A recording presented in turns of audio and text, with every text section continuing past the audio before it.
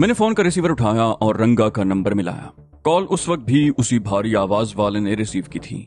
मुझे हैरत थी कि 3 दिन से मेरी कॉल्स ये आदमी क्यों रिसीव कर रहा था। हालांकि उससे पहले मैंने जब भी फोन किया था कॉल हुरैरी वसूल करती थी और अब भी लाइन मिलने पर घंटी बजती तो मैं उसकी आवाज सुनने का मुंतजिर रहता। लेकिन हर मर्तबा ये भारी आवाज मेरी समात से टकराई। मेरी आवाज सुनते ही दूसरी तरफ से कहा गया, रंगा इस वक्त बहुत बिजी है वाजा, आप 2 घंटे बाद फोन करना। मैंने कहा उसे कहो बहुत जरूरी बात है। दूसरी तरफ से तकरीबन 1.5 मिनट तक खामोशी रही। फिर रंगा की आवाज सुनाई दी, हाँ वाजा जल्दी बोलो, मैं इस वक्त बहुत मसरूफ हूँ। उसके इस अंदाजे गुफ्तगू से मैं चौंक गया। ऐसा लग रहा था जैसे वो बहुत मजबूरी के तहत मुझसे बात कर रहा है। मैंने कहा क्या बात है रंगा, तुम्हारा लहजा कुछ उखड़ा उखड़ा सा है। वो बोला इलाके में लफड़ा हो गया है वाजा, बंदा मारा गया है, तुम बोलो क्या बात है। मैंने कहा नरगिस का पता चल गया है, लेकिन शायद तुम इस तरफ तवज्जो न दे सको, मैं खुद ही देख लूंगा। मैंने रंगा के जवाब का इंतजार किए बगैर रिसीवर रख दिया। मेरा ख्याल था कि वो मेरी नाराजगी समझ गया होगा और थोड़ी देर के बाद खुद ही फोन करेगा। लेकिन 10 मिनट गुजर गए और उसका फोन नहीं आया। मेरे जहन में तरह तरह के वसवसे सर उभार रहे थे। रजिया की कही हुई बातें याद आने लगी। कहीं वो मेरे साथ कोई धोखा तो नहीं करेगा। मैंने तो हेरोइन के अलावा जेवरात का थैला भी उसके हवाले कर दिया था। रजिया ने कहा था कि रंगा ने मेरी हमदर्दियां हासिल करने के लिए मुझे अपने बारे में कोई फर्जी कहानी सुनाई होगी। रजिया ने कुछ दूसरे लोगों के बारे में भी बताया था जो रंगा के हाथों नुकसान उठा चुके थे। रजिया तहरीमी के बहुत करीब थी और तहरीमी रंगा का पुराना हरीफ था। रजिया को ये सारी बातें तहरीमी से ही मालूम हुई होंगी, लेकिन मैंने इन ख्यालात को जहन से झटक दिया। रंगा मेरे साथ कोई धोखा नहीं कर सकता था। लेकिन बहरहाल मैंने तय कर लिया था कि कल सबसे पहले रंगा से जेवरात का थैला वापस लूंगा। 10 किलो हेरोइन की मुझे परवाह नहीं थी और नरगिस वाले मिशन पर भी मैंने अकेले ही जाने का फैसला कर लिया था। उस पुरस्कार हमदर्द औरत ने फोन पर बताया था कि नरगिस की निगरानी के लिए वहां सिर्फ एक आदमी है और एक आदमी से मैं आसानी से निमट सकता था। मैं अभी ये सोच ही रहा था कि गेट की तरफ से रेहान की आवाज सुनाई दी। वो मुझे खाने के लिए बुला रहा था। मैंने बत्तियां बंद कर दी और बाहर आकर बरामदे का दरवाजा लॉक कर दिया और गाड़ी भी बाहर निकाल कर गेट को ताला लगा दिया। अब मेरा यहाँ आने का कोई इरादा नहीं था। रेहान के घर आकर चाबियों का गुच्छा मैंने रेहान के हवाले कर दिया। मैंने कहा कल मेरा एक दोस्त अपनी बीवी के साथ आया था, मैं एक काम से जा रहा हूँ, वापसी में देर हो सकती है। मुमकिन है इस दौरान मेरा वो दोस्त आ जाए तो चाबियां उसे दे दीजिए। चाबियां वापस करने के लिए मुझे एक फर्जी कहानी तो घड़नी थी, क्योंकि साफ तौर पर तो नहीं कह सकता था कि अब जा रहा हूँ और वापस नहीं आऊंगा। इस तरह मैंने वापसी का रास्ता भी खुला रखा था। खाना मैंने बेदिली से खाया, उसके बाद चाय भी पी गई। वो दोनों मियाँ बीवी बड़े खुलूस और हमदर्दी से पेश आ रहे थे। जब मैं उनसे रुखसत हुआ तो 11 बज रहे थे। मैं गलियों से होता हुआ पोस्ट ऑफिस के करीब मेन रोड पर निकल आया और गाड़ी को बाईं तरफ घुमा दिया। यही सड़क सीधी भयानी हाइट्स तक चली गई थी। कराची जैसे शहर में रात 11 बजे का वक्त ऐसा नहीं था कि रात का तस्वुर जहन में उभरता। बेशतर इलाकों में तो रात 1-1.5 बजे तक जिंदगी जागती थी और शहर के बाज़ इलाके तो ऐसे थे जहां रात होती ही नहीं थी। यहाँ भी डाक खाने के मोड़ से डिस्को बेकरी के चौराहे तक दिन का समा था। उससे आगे मस्कन अपार्टमेंट्स वाले मोड़ पर भी खासी रौनक थी। ब्लॉक 3 की तरफ अल आसिफ स्क्वायर के करीब सुपर हाईवे से जा मिलती थी। यही अबुल हसन इस्फहानी रोड थी। मस्कन मोड़ के सामने ही भयानी हाइट्स के कई बिल्डिंगों पर फ्लैट्स थे। मैंने मस्कन मोड़ से गाड़ी बाईं तरफ मोड़ ली और कुछ आगे जाकर एक तंग और सुनसान गली के मोड़ पर रोक ली। इस्फहानी रोड 2 रोया सड़क थी। बीच में ट्रैफिक आइलैंड था जिसमें पौधे लगे हुए थे। मैं गाड़ी में बैठा सड़क के दूसरी तरफ भयानी हाइट्स के बगल में उस वसीओ वरीज प्लॉट की तरफ देखने लगा जो वाकई कीकर के जंगल में तब्दील हो चुका था। मैं इस तरफ से पहले भी 1-2 मरतबा गुजर चुका था मगर कभी तवज्जो नहीं दी थी। बाउंड्री वॉल तकरीबन 5 फुट ऊंची थी जिसके साथ कूड़े के ढेर लगे हुए थे। दीवार के दूसरी तरफ तारीक जंगल था। अलबत्ता भयानी हाइट्स की तरफ दीवार के कॉर्नर पर अंदर की तरफ चौकीदार का कमरा था। वहीं उस कमरे में आमदोरफ्त के लिए एक छोटा सा रोशनदान भी था जिससे बल्ब की रोशनी आ रही थी। मैंने गाड़ी आगे बढ़ा दी और उसे घुमाकर प्लॉट से आगे मुल्हिक स्कूल वाली गली में ले गया और चंद गज का फासला तय करके उसे पिछली गली में मोड़ दिया। ये तंग सी गली थी। एक तरफ माचिस की डिबिया की तरह एक दूसरे से मिले हुए मकान थे और दूसरी तरफ उनके सामने कीकर के जंगल का पिछला हिस्सा था। उस तरफ भी 5-6 फुट ऊंची दीवार थी लेकिन अंदर दाखिल होने का कोई रास्ता नहीं था। मैं गाड़ी मोड़कर वापस ले आया और मेन रोड पर आहिस्ता आहिस्ता भयानी हाइट्स की तरफ बढ़ता रहा। मैं गहरी नजरों से जंगल की दीवार का जायजा ले रहा था लेकिन कहीं भी कोई गैप दिखाई न दिया। मैंने गाड़ी जरा आगे ले जाकर रोक ली। सड़क पर ट्रैफिक की आमदोरफ्त जारी थी। मैं गाड़ी में बैठा इधर उधर देखता रहा। मेरे ख्याल में चौकीदार का कमरा ही एक ऐसा रास्ता था जहां से उस जंगल में दाखिल हुआ जा सकता था। 10 मिनट गुजर गए और फिर उसी दीवार में वो छोटा सा दरवाजा खुलते देखकर मैं चौंक गया। अंदर से 2 आदमी बरामद हुए थे। एक लंबे कद का जवान आदमी था जिसने पैंट और टी शर्ट पहन रखी थी, और दूसरा आदमी अधेड़ उम्र जिसने शलवार कमीज पहनी हुई थी। अधेड़ उम्र शख्स ने दरवाजे को ताला लगाकर चाबी जेब में डाली और वो दोनों बातें करते हुए सड़क पार करके मस्कन अपार्टमेंट्स की तरफ वाक़े दुकानों की तरफ चले गए। मैं भी कार से उतरकर उनके पीछे चल पड़ा और सड़क पार करके दूसरी तरफ चला गया। इस तरह मैं दूर रहकर उन पर निगाह रख सकता था। वो दोनों एक पठान के होटल के सामने बिछी हुई कुर्सियों पर बैठ गए। कुछ और गाहक भी बैठे हुए थे। कुछ ही देर के बाद होटल के मुलाजिम लड़के ने उनके सामने चाय के 2 कप रख दिए। चाय पीने के बाद वो ज्यादा देर वहां नहीं बैठे। पैंट शर्ट वाला सड़क पार करके मेरी तरफ आ गया। उसी वक्त एक मिनी बस वहां आकर रुकी। वो आदमी बस में सवार हो गया और बस वहां से रवाना हो गई। अधेड़ उमर ने चाय के पैसे दिए। मुलाजिम ने उसे प्लास्टिक की एक थैली भी थमा दी जिसमें गालिबन 2-3 कप चाय थी। वो बूढ़ा वापस चल पड़ा। मैं भी सड़क के दूसरी तरफ तेज तेज कदम उठाता हुआ उसके मुतवाजी चलता रहा और उससे पहले अपनी कार के करीब पहुंच गया। वो बूढ़ा मेरे करीब से गुजरकर दीवार में उस दरवाजे के करीब पहुंच गया और ताला खोलकर वो जैसे ही अंदर दाखिल हुआ, मैं भी तेज तेज कदम उठाता हुआ वहां पहुंच गया। और इससे पहले कि वो दरवाजा बंद करता, मैं फुर्ती से अंदर घुस गया और दरवाजा बंद करके जेब से पिस्तौल निकाल लिया।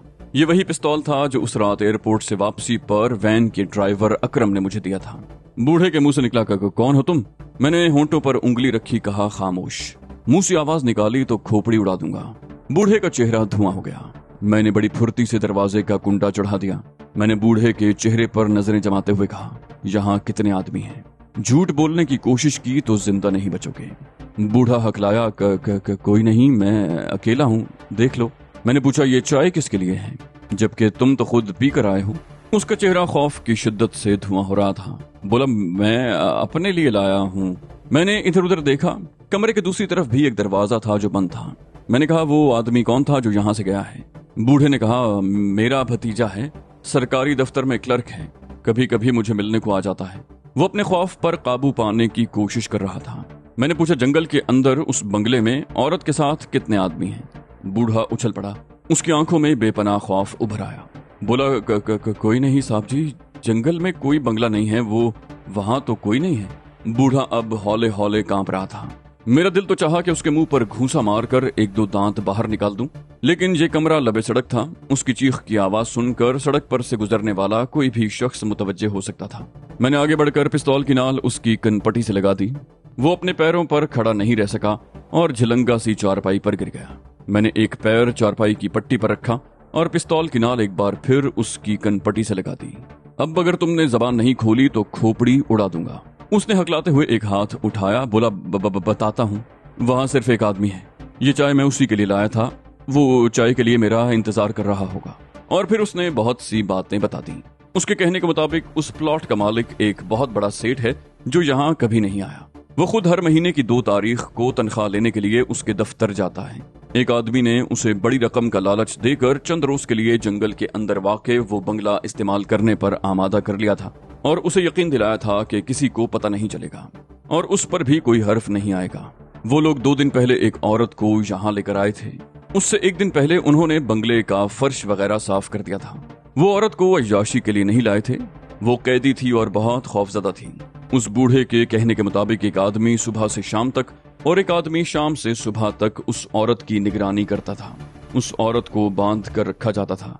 सिर्फ खाना खाने के वक्त या जरूरत के वक्त उसके पैर खोले जाते थे।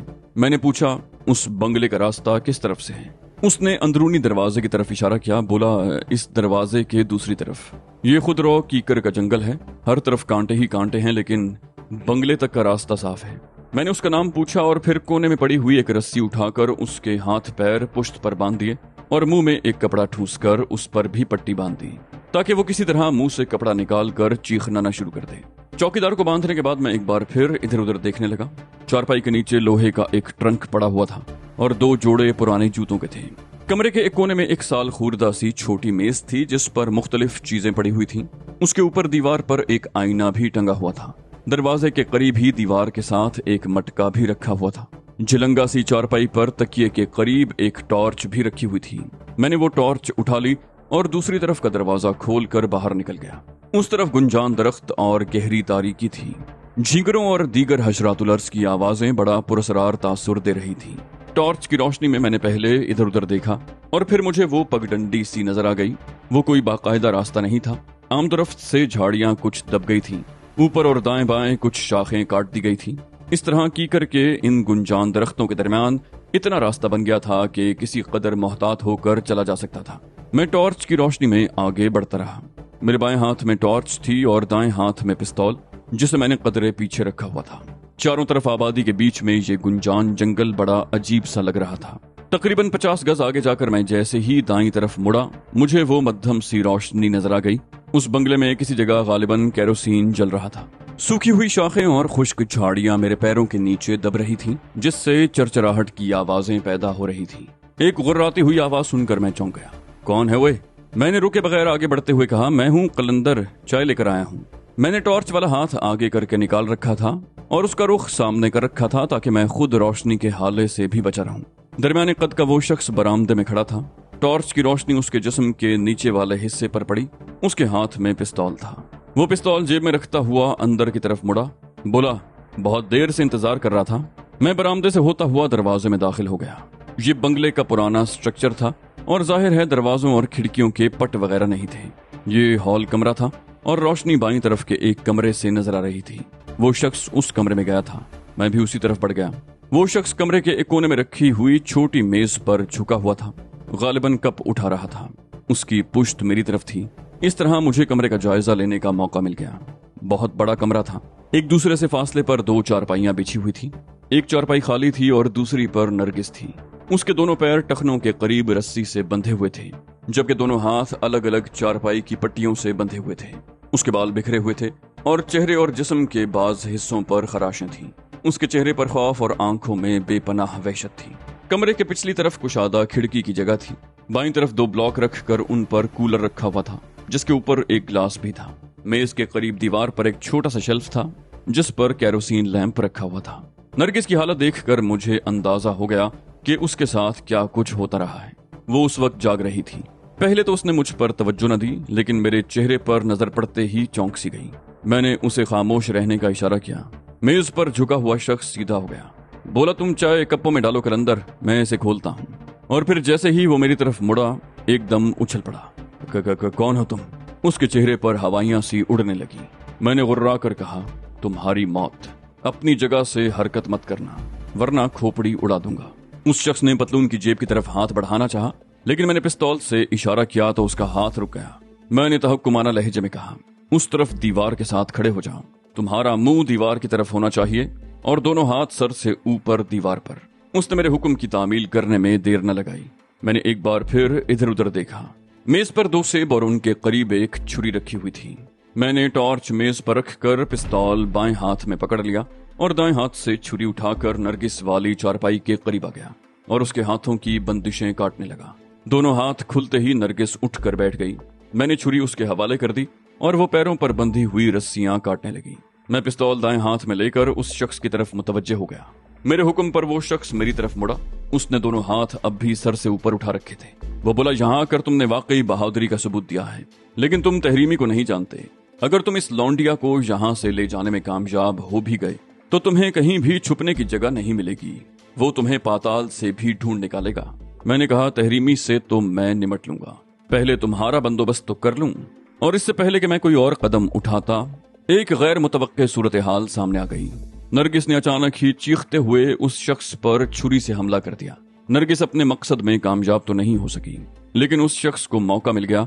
उसने बड़ी फुर्ती से अपने आप को बचाते हुए नरगिस को गिरफ्त में ले लिया और एक ही झटके से छुरी भी नरगिस के हाथ से निकलकर जमीन पर गिर गई। मेरे लिए बड़ी मुश्किल हो गई थी। उस शख्स ने नरगिस को गिरफ्त में लेकर अपने सामने ढाल बना रखा था और मैं गोली भी नहीं चला सकता था। नरगिस अपने आप को छुड़ाने की जिद्दोजहद कर रही थी और फिर उस शख्स को साथ लेती हुई जमीन पर गिर गई। गिरते हुए वो शख्स उसके ऊपर आया। इस तरह मुझे मौका मिल गया। मैंने बड़ी तेजी से आगे बढ़कर उसके सर पर जोरदार ठोकर मारी। वो शख्स बिलबिला उठा। नरगिस भी मचलकर उसकी गिरफ्त से निकल गई। वो शख्स संभलने की कोशिश कर रहा था, लेकिन मैंने उसे ठोकरों पर रख लिया और फिर वो शख्स जमीन पर पड़े पड़े इस तरह उछला कि उसके पैर की ठोकर मेरे पिस्तौल वाले हाथ पर लगी और पिस्तौल मेरे हाथ से निकलकर नरगिस वाली चारपाई के नीचे गिर गया। उसके पैर की ठोकर मेरी पिंडली पर लगी। मैं लड़खड़ा गया, लेकिन फौरन ही संभल कर उस शख्स पर हमलावर हुआ। हम दोनों एक दूसरे से गुत्थम गुत्था हो रहे थे। फिर उस शख्स ने मुझे उछाल दिया। मैं दीवार से टकराया, मेरा सर दीवार से लगा, मेरा दिमाग झंझना उठा। मैं अपने आप को संभालने की कोशिश कर रहा था कि वो शख्स मेरी तरफ लपका, लेकिन उस लम्हे फजा फायर की आवाज और उस शख्स की चीख से गूंज उठी। मैंने नरगिस की तरफ देखा। उसके हाथ में पिस्तौल था और वो खूंखार नजरों से उस शख्स की तरफ देख रही थी। गोली उस शख्स के बाएं कंधे पर लगी थी, जहां से खून बह निकला था। उसने दाएं हाथ से मजरूह कंधा पकड़ लिया और फिर अचानक ही उसने छलांग लगा दी। मेरा ख्याल था कि वो नरगिस पर हमलावर होगा। नरगिस ने भी गोली चला दी, लेकिन उस शख्स ने नरगिस पर नहीं, खिड़की की तरफ छलांग लगाई थी। नरगिस की चलाई हुई गोली सामने दीवार पर लगी। मुझे उस शख्स की फुर्ती पर बड़ी हैरत हुई। जख्मी होने के बावजूद हवा में उड़ता हुआ वो खिड़की से बाहर जा गिरा। नरगिस ने खिड़की की तरफ देखा और फायर कर दिया, लेकिन ये गोली भी जाया गई। मैंने लपक कर नरगिस के हाथ से पिस्तौल ले लिया और उसका हाथ पकड़कर दरवाजे की तरफ खींचा। हम हॉल कमरे से निकल कर बरामदे में आ गए। आगे अंधेरा था। इतना मौका नहीं था कि मैं दोबारा कमरे में जाकर टॉर्च चलाता। अंदेशा यह था कि अगर वो शख्स हमसे पहले चौकीदार के कमरे तक पहुंच जाता तो हमारे फरार का रास्ता मसदूद हो जाता और हम यहाँ फंस कर रह जाते। मैं नरगिस का हाथ पकड़कर दरख्तों के बीच में उस रास्ते की तरफ भाग खड़ा हुआ। अभी हमने चंद ही गज का फासला तय किया था कि फजा फायर की आवाज से गूंज उठी। गोली हमारे सरों के ऊपर से गुजर गई थी। मैं नरगिस को पकड़े भागता रहा। नरगिस चीखती हुई नीचे गिरी। वो नंगे पैर थी और उसके पैरों में कांटे चुभ रहे थे। मैं उसे संभालना चाहता था कि एक और फायर हुआ। इस मर्तबा नरगिस के मुंह से खौफनाक चीख निकली। मैं उसे उठाने की कोशिश करने लगा तो वो चीखी, मेरे सीने में गोली लग गई है। उसी वक्त एक और फायर हुआ। इस मर्तबा गोली मेरे सर के ऊपर से गुजर गई। मैंने आवाज की समत में फायर कर दिया। वो शख्स हमसे ज्यादा दूर नहीं था। गोली चलाने के बाद उसे अपनी जगह से हटने का मौका नहीं मिला। अंधेरे में चलाई हुई मेरी गोली निशाने पर लगी। फायर की आवाज के साथ ही उस शख्स की चीख सुनाई दी। मैंने झुककर नरगिस को कंधे पर उठा लिया और चौकीदार के कमरे की तरफ दौड़ा। इस दरमियान 2 फायर हुए, लेकिन हम महफूज रहे। अंधेरे में भागते हुए मेरे पैर भी झाड़ियों में उलझ रहे थे और ऊपर से दरख्तों की झुकी हुई कांटेदार शाखें भी मेरे चेहरे और जिस्म से टकरा रही थीं और मुख्तसर से जंगल में कई गोलियां चली थीं। आवाज दूर तक गूंजी होगी। मुझे अंदेशा था कि हमें सड़क पर रोकने की कोशिश न की जाए। चौकीदार के कमरे में मैंने वो दरवाजा बंद करके अंदर से कुंडी लगा दी। चारपाई पर पड़े हुए चौकीदार की आंखों में बेपनाह वहशत थी।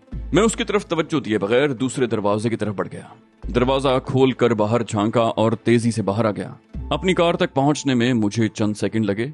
जब मैं नरगिस को कार की पिछली सीट पर डाल रहा था तो उसी वक्त पीछे से आने वाली एक मिनी बस मेरे करीब से गुजरी। मिनी बस में सिर्फ 1-2 मुसाफिर बैठे हुए थे। मैं कार का पिछला दरवाजा बंद करके ड्राइविंग सीट पर बैठ गया और इंजन स्टार्ट कर रहा था कि पीछे बहुत दूर से पुलिस के सायरन की आवाज सुनाई दी। मैंने मुड़कर देखा। मुबैना टाउन पुलिस स्टेशन की तरफ से आने वाली पुलिस की गाड़ी काफी दूर थी। मैंने कार को एक झटके से आगे बढ़ा दिया। मुझे ब्लॉक 13D1 तक पहुंचने में चंद मिनट लगे और फिर मतलूबा बंगला भी आसानी से मिल गया। उस गली में बड़े बड़े बंगले थे। कई बंगलों के सामने गाड़ियां खड़ी थी, लेकिन किसी किस्म की आमदोरफ्त नहीं थी। उस बंगले के सामने कार रोककर मैं नीचे उतर आया और बेल बजा दी। मेरा दिल बड़ी तेजी से धड़क रहा था। 9 बजे के करीब जब मैंने उस पुरस्कार औरत की कॉल रिसीव की थी तो मुझे शुबा था कि मुझे किसी चक्कर में फंसाने की कोशिश तो नहीं की जा रही, लेकिन मैंने उसकी इत्तला को नजरअंदाज भी नहीं किया था।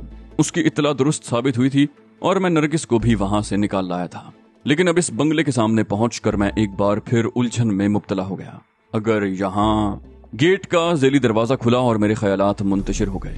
वो एक अधेड़ उम्र औरत थी। उसने पहले मेरी तरफ देखा और फिर कार की तरफ। मैंने कहा, मेरा नाम नाजी है। उसने मेरी बात काटते हुए कहा, मैं गेट खोलती हूँ, गाड़ी अंदर ले आओ। वो ज़ेली दरवाजा बंद करके गेट खोलने लगी। मैं कार की ड्राइविंग सीट पर बैठ गया। बंगला खासा बड़ा था। कंपाउंड बहुत वसी था। एक तरफ लॉन था और गेट से पुख्ता रविश बरामदे तक चली गई थी। बाईं तरफ एक कुशादा गलियारा सा था जहां पहले ही से एक कार खड़ी थी। मैंने अपनी कार बरामदे के सामने रोकी और नरगिस को उठाकर अंदर ले आया। वो औरत उलझी हुई नजरों से मुझे और नरगिस को देख रही थी। मैंने कहा, इसे गोली लगी है और फौरी तौर पर तिब्बी इमदाद की जरूरत है। वो औरत हमें एक कमरे में ले आई। मैंने नरगिस को बेड पर लिटा दिया और उसके जख्म को देखने लगा। गोली नरगिस के सीने पर ऐन दरमियान में लगी थी। उसके बालाई जिस्म का बेशतर हिस्सा खून में लिथड़ा हुआ था। خون زیادہ بہہ جانے کی وجہ سے وہ بے ہوش ہو چکی تھی۔ میں نے قریب کھڑی ہوئی عورت کی طرف دیکھا، کہا یہاں ٹیلی فون ہے۔ وہ مجھے اشارہ کرتی ہوئی کمرے سے باہر نکل گئی۔ میں بھی اس کے پیچھے ہی آ گیا۔ ٹیلی فون لاؤنج میں رکھا ہوا تھا۔ میں نے ریسیور اٹھا کر رنگا کا نمبر ملایا۔ کال اسی بھاری آواز والے نے ریسیو کی۔ اس نے میرے پوچھنے پر بتایا کہ رنگا نہیں ہے، وہ علاقے میں گیا ہوا ہے، یہاں بڑا دنگا فساد ہو رہا ہے، اب تک 2 آدمی مارے جا چکے ہیں، بہت لوگ زخمی ہوئے ہیں، تم کام بتاؤ تو میں اس کو بول دوں۔ میں اسے نرگس کے بارے میں بتانا چاہتا تھا، لیکن نہ جانے کیا سوچ کر میں نے اپنا ارادہ ملتوی کر دیا اور ریسیور رکھ کر قریب کھڑی ہوئی اس عورت کی طرف دیکھنے لگا۔ وہ بولی میری ایک دوست ڈاکٹر ہے، میں اسے فون کرتی ہوں، تم کمرے میں چلو، میں آتی ہوں۔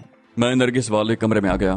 اس کے زخم سے کافی خون بہہ چکا تھا، چہرہ زرد ہو رہا تھا، اسے اٹھانے سے میرے اپنے کپڑے خون آلود تھے۔